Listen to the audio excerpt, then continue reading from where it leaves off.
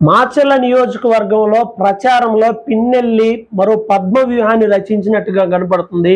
ఇది పిన్నెల్లి ఎన్నికల వ్యూహం. నియోజకవర్గంలో 5 మండలాలతో పాటు మాచర్ల పట్టణం కూడా ఉండింది. ఒకవైపున తాను ముఖ్యమైన కొన్ని ప్రాంతాలని, సమస్యాత్మకమైనటువంటి గ్రామాలని ఎక్కడికి వెళ్తే తాను వెళ్తే పని అవుతుందో అలాంటి వాటన్నిటిలో సుడిగాలి పర్యటన చేస్తూ ఎమ్మెల్యే పిన్నెల్లి రామకృష్ణారెడ్డి నియోజకవర్గంలో తన స్టైల్లో ప్రచారంలో ముందుకెళ్ళిపోతున్నారు.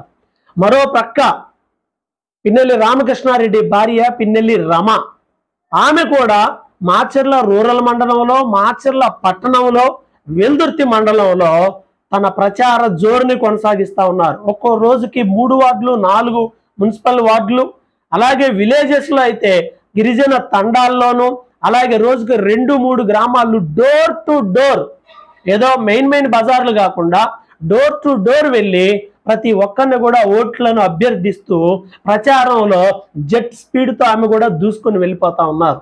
అలాగే మరో పక్కన రంటెచింతల, దుర్గి, కారంపూడి మండలాల్లో ఎమ్మెల్యే పిన్నెల్లి రామకృష్ణారెడ్డి తల్లి రాములమ్మ, ఎమ్మెల్యే చెల్లెలు నాగమణి, వీళ్ళు కూడా బుల్లెట్లా దూసుకొని పోతున్నారు ప్రచారంలో. రంటెచింతల మండలం పూర్తి అయిపోయింది, దాదాపుగా కారంపూడి పూర్తి అయిపోయింది, దుర్గి మండలంలో కూడా చాలా గ్రామాలను కవర్ చేశారు. ఇక మిగతా 4-5 రోజుల్లో పూర్తిగా నియోజకవర్గం అంతా కూడా వీళ్ళు ఓట్ల నిమిత్తమై ప్రచారం చేయటం అవుతుంది. వీటితో పాటుగా పిన్నెల్లి రామకృష్ణారెడ్డి సోదరుడు పిన్నెల్లి వెంకట్రామరెడ్డి, ఈయన గురించి చెప్పుకుంటే ఈయన ఎన్నో ఎన్నికలను చేసినటువంటి ఎక్స్పీరియన్స్ ఈయనకుంది. ఒక మాటలో చెప్పాలంటే ఒక నియోజకవర్గంలో ఒక ఎమ్మెల్యేగా నిలబడి వర్క్ చేసుకునేటువంటి నాలెడ్జ్, ఎఫిషియన్స్ ఉన్నటువంటి వ్యక్తి. గతంలో ఎన్నికలు చేసినటువంటి అనుభవం ఉంది కాబట్టి చక్కగా కూర్చొని మొత్తం అన్ని సెట్ రైట్ చేస్తూ బ్యాక్గ్రౌండ్ వర్క్ చేసుకుంటూ మరలా పిన్నెల్లి రామకృష్ణారెడ్డి 5వసారి విజయం సాధించడానికి అవసరమైన పవర్ పంచ్ మొత్తం వెంకట్రామరెడ్డి వాడుతున్నట్టు మనకు తెలుస్తూ ఉంది. మరో పక్కన ప్రతిపక్షంలో చూసుకున్నట్లయితే ఉమ్మడి అభ్యర్థిగా కనపడుతున్నటువంటి జూలకంటి బ్రహ్మారెడ్డి ఏదో వెళ్తున్నారు, కొన్ని ఊర్లు అలా ప్రచారం చేస్తున్నారు, తన స్టైల్లో అయితే ముందుకొని వెళ్ళిపోతున్నారు, కానీ గడపని రీచ్ అవ్వడంలో ఫెయిల్ అయిపోతున్నారని చెప్పాలి. అలాగే బ్రహ్మారెడ్డి సతీమణి ఆవిడ కూడా కొన్ని పర్యటనలు చేస్తూ ఉన్నారు, తాను కూడా ప్రచారం చేస్తూ ఉన్నారు. అయితే ఆశించిన స్థాయిలో వీళ్ళతో కంపేర్ చేసుకుంటే అసలు ఏమాత్రం అసలు పోల్చే పనే లేదని చెప్పేసి స్థానిక పట్టణంలో ప్రచారం గురించి రకరకాలుగా మనుషులు ఆలోచిస్తూ చర్చించుకుంటున్నారు. అలాగే మరో పక్కన వాళ్ళ బ్రహ్మారెడ్డి గారి కుమారుడు కూడా ప్రచారంలో ఉంటా ఉన్నారు. అయితే కొంతమందిని కలవటం ద్వారా కానీ రకరకాల వ్యూహాలు, ఒక్కొక్కరిది ఒక్కొక్క వ్యూహం. ఒకవైపు బ్రహ్మ వ్యూహం, మరొక వైపు పిన్నెల్లి వ్యూహం. ఇప్పటికే 4 ఎలక్షన్లు చేసి క్యాంపెయిన్ చేయడంలో ఆరితేరిన పిన్నెల్లి సోదరుల ముందు ఈ బ్రహ్మ వ్యూహం గురించి మాట్లాడుకోవటం తక్కువే అని అనిపించేలా వీళ్ళు పర్యటన చేస్తూ ఉన్నారు. ఇక ఈ ఉన్న 4-5 రోజుల్లో నియోజకవర్గంలో పూర్తి స్థాయి పట్టు ఇప్పటికే సాధించారు. ప్రారంభంలో ఒక 10,000, 13,000తో పిన్నెల్లి రామకృష్ణారెడ్డి గెలుస్తారు అనే ప్రచారం సాగింది. కానీ మొత్తానికి ఇప్పుడు పరిస్థితులు మొత్తం తారుమారైపోయింది. గతంలో రానటువంటి మెజారిటీ ఈసారి రాబోతుంది అని విశ్లేషకులు అంచనా వేస్తున్నారు.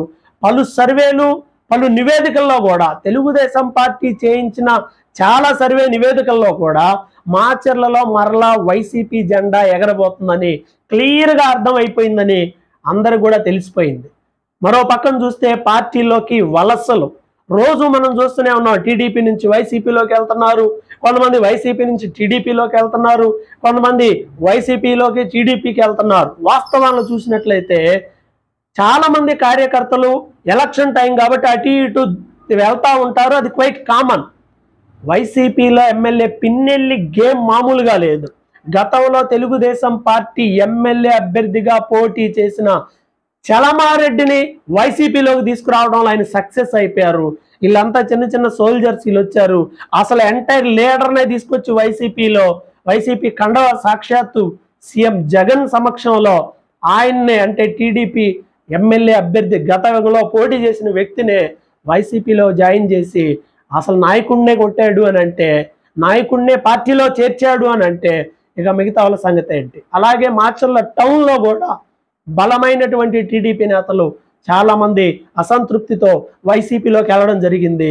ఇక మండల స్థాయిలో, గ్రామ స్థాయిలో ఉన్న చాలామంది కుటుంబాలతో ప్రతిరోజు, ప్రత్యేకంగా కారంపూడి మండలం మొత్తం ఖాళీ అయిపోయింది.